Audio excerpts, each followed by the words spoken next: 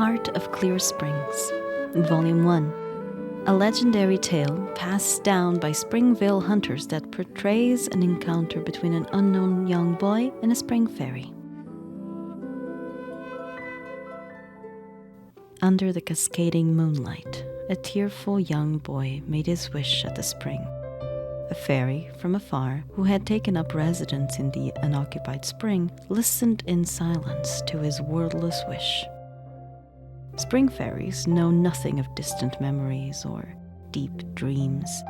They are born of water's essence, faceless descendants of the angels. Thus, when the curious fairy emerged from the water and heard the cry of that boy's heart, she became interested in his life, younger and more fragile than her own. The silent fairy reached out her formless fingers, cold as the midnight dew and soft as fortune forgone, and gently caressed the boy's forehead and cheeks. Startled by this stranger's touch, the young boy lifted his head and met the fairy's gaze. "Can you make my wish come true?" the boy asked. The fairy of the spring was surprised and confused by this presumptuous question, but she could not speak, and so she simply nodded her head. Satisfied, the boy left. He did not know that the spring fairy was alone, without friends or family, and that she had lost a great deal of her wisdom. Only when the spring water flowed from cracks in the stone into her pool, and when she gazed upon the fractured image of the moon in the rippling water, did she slowly regain the ability to think and to mimic fragments of speech.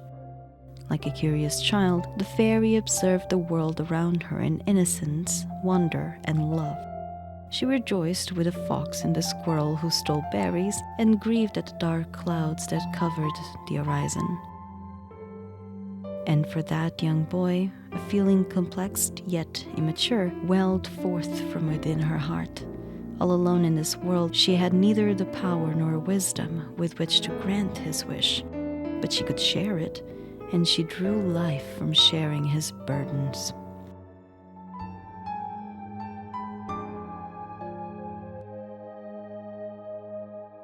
Volume 2. A legendary tale passed down by Springvale hunters that recounts the acquaintance of a spring fairy and a young boy.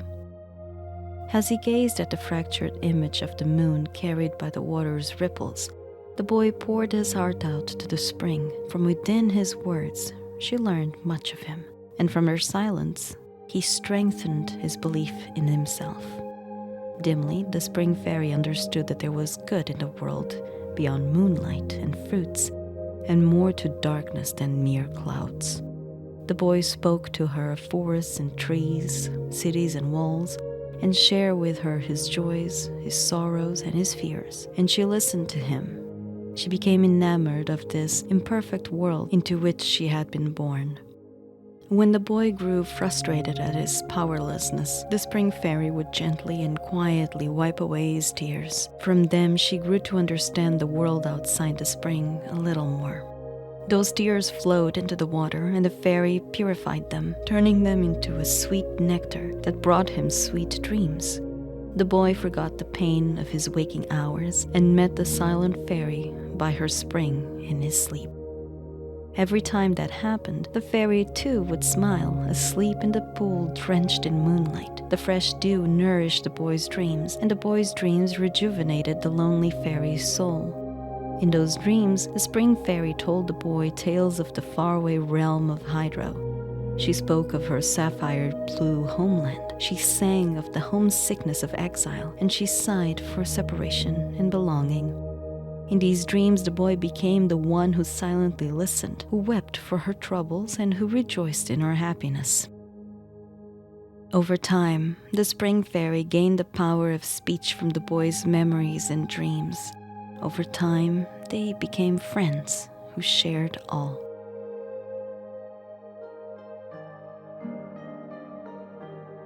Volume 3. A legendary tale passed down by Springvale hunters that recounts a promise made between the spring fairy and a young boy. When the wind ceased to blow, the moon's fractured reflection in the pool was made whole, and the boy heard the fairy's voice for the first time. Fairies are tender, sensitive beings beyond the ken of humans, and the boy was deeply taken by her gentle, elegiac voice. But fairies, being tender and sensitive beyond human ken, through his eyes she saw his naked yearning, and the promise that was about to leave his lips. And suddenly the fairy was very afraid. Mortal lives are strong but fleeting, and the boy must grow, and grow old.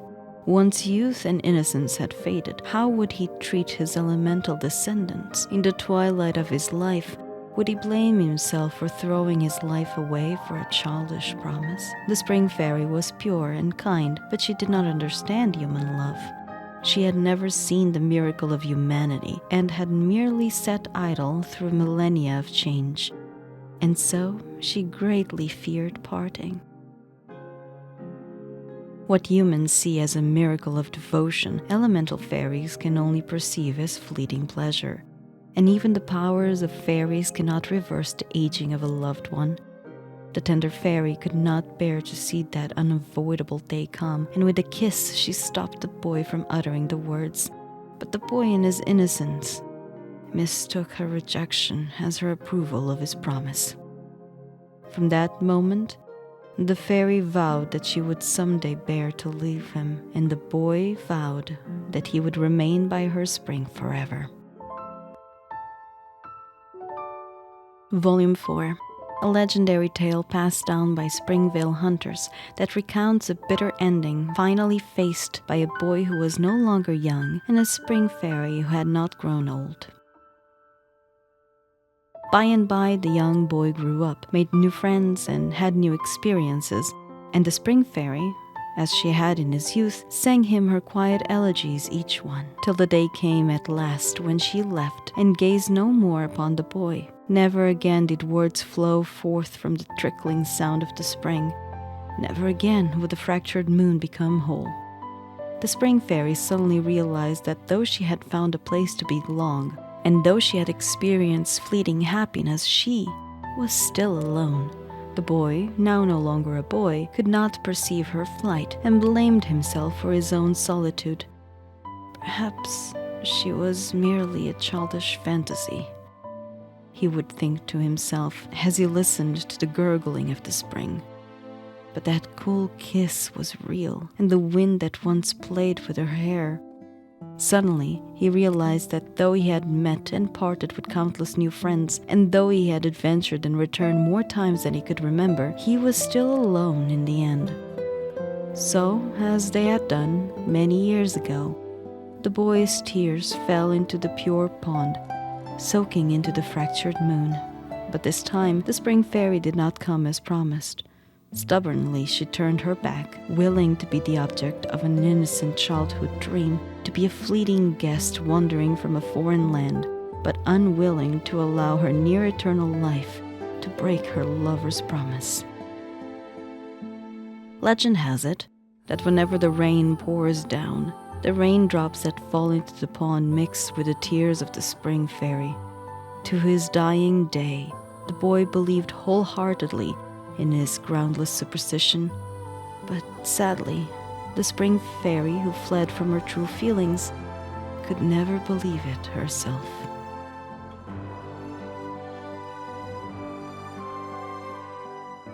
Thank you for listening. Check the description for more info on where to find my content, and subscribe so you don't miss my videos. Until next time, stay safe.